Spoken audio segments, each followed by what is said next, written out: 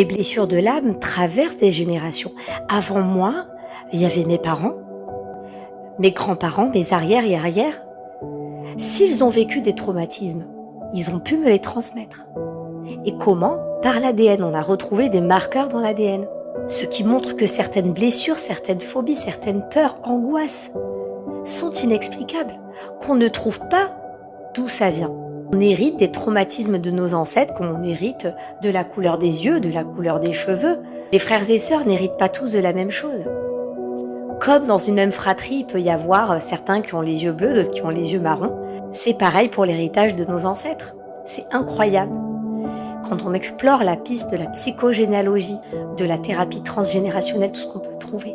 J'ai eu un cas il y a quelques années en consultation, une jeune femme qui est venue me voir parce qu'elle avait une phobie du feu.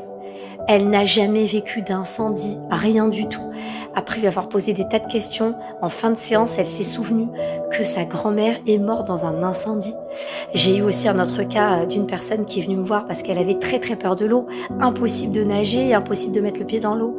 Et après avoir fait son enquête auprès de sa famille, elle s'est aperçue qu'il y avait quelqu'un qui est mort noyé. Donc oui, quand on a des phobies, des troubles qui sont inexplicables, un profond mal-être, oui, ça peut venir de nos ancêtres, évidemment.